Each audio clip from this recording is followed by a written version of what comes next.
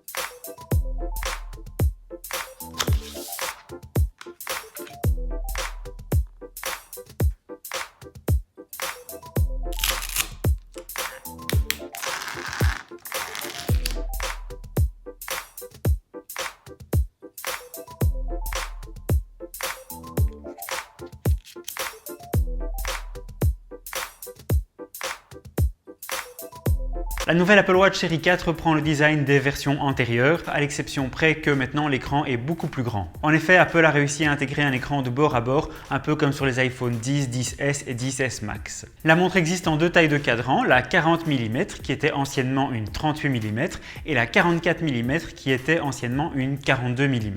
La bonne nouvelle, c'est que tous les anciens bracelets de 38 mm sont compatibles sur la 40 mm et les bracelets de la 42 mm sont compatibles sur la nouvelle 44 mm.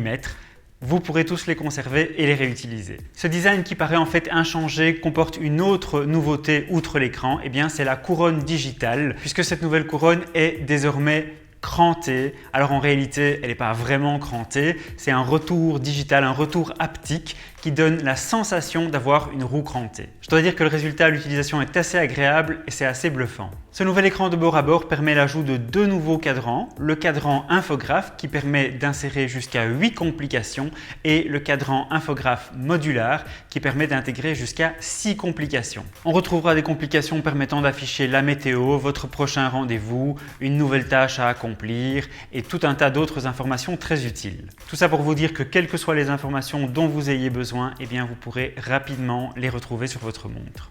L'Apple Watch série 4 est équipée de la toute nouvelle puce S4 fabriquée par Apple et grâce à cette nouvelle puce, on peut enfin dire que la montre est vraiment fluide. Quelles que soient les actions que j'ai voulu accomplir avec la montre, j'ai toujours trouvé que la montre répondait vraiment rapidement et tout était très fluide. La montre tourne sous WatchOS 5 et parmi les nouveautés, on peut directement parler à Siri au moment de lever son poignet en parlant à la montre directement sans devoir dire « Dis Siri ». En théorie, c'est une idée géniale. Par contre, je dois dire qu'en pratique, à moins de vraiment le faire volontairement, quand je faisais ça en situation réelle, en situation spontanée, en général, ça fonctionne une fois sur 5 malheureusement. Donc, ce n'est pas encore tout à fait au point. Par contre, vraiment, si je veux le faire exprès, on va dire, là, ça a fonctionné à tous les coups. Donc, encore des petits réglages à mettre au point, mais l'idée est excellente et très agréable. Les Apple Watch ont toujours été fort orientés sur les données de santé. C'est encore plus vrai aujourd'hui. La montre pouvait déjà précédemment, évidemment, mesurer votre fréquence cardiaque et aussi surveiller que cette fréquence cardiaque ne soit pas trop élevée durant une période trop prolongée. Désormais, l'Apple Watch peut également monitorer le fait que votre fréquence cardiaque soit trop basse durant une période prolongée et va ainsi vous avertir s'il y a un éventuel danger. Cette Apple Watch dispose également d'une fonction électrocardiogramme. Par contre, la fonction n'est pas active pour le moment et ne sera de toute façon pas disponible en Europe, en tout cas pas dans l'immédiat, puisque cette fonction n'a été approuvée que par les autorités médicales aux États-Unis, du moins pour l'instant. Toujours dans le domaine de la santé, la montre est désormais capable d'identifier si vous avez fait une chute et va, le cas échéant, vous proposer d'avertir automatiquement les secours si vous n'avez pas de réaction au bout d'un certain délai après la chute. Évidemment, je n'ai pas testé cette fonction, mais c'est bon de savoir qu'elle est là et du coup, eh bien, je pense que ça peut rendre l'Apple Watch utile à un plus grand nombre de personnes. Je pense notamment aux personnes âgées. L'Apple Watch est capable de monitorer tout un tas d'activités sportives et grande nouveauté, si jamais vous avez oublié de démarrer manuellement l'exercice, eh bien, la montre va désormais détecter automatiquement que vous êtes en train de faire l'une ou l'autre activité.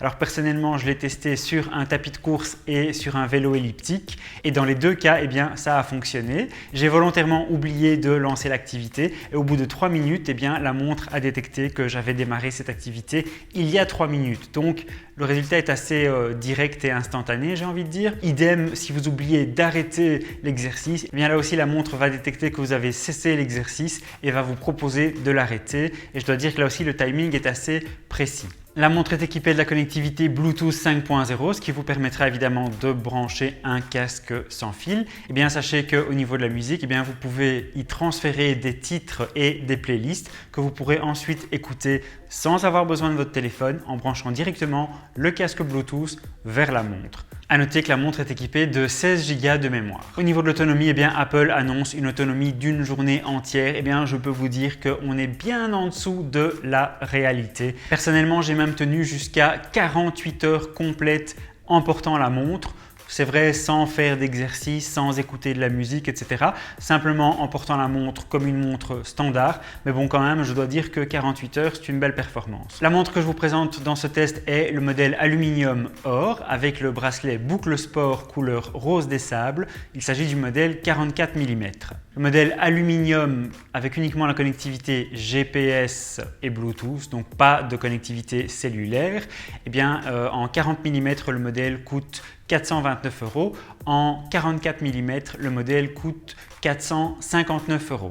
Si vous voulez ajouter la fonction cellulaire, c'est-à-dire pouvoir téléphoner de la montre et avoir une connectivité Internet sur la montre sans qu'elle soit connectée à votre iPhone, eh bien, il faut rajouter 100 €, c'est-à-dire 529 € pour le modèle Aluminium 40 mm et 559 € pour le modèle Aluminium 44 mm. Le modèle Aluminium existe en 3 couleurs, la couleur or, la couleur argent et la couleur gris sidéral. Il existe ensuite le modèle en acier inoxydable, la couleur acier inoxydable traditionnel, l'acier inoxydable couleur or et l'acier inoxydable gris sidéral également. Les modèles en acier inoxydable comportent tous la connectivité cellulaire. Les prix démarrent à 699 € pour le modèle 40 mm et 749 € pour le modèle 44 mm.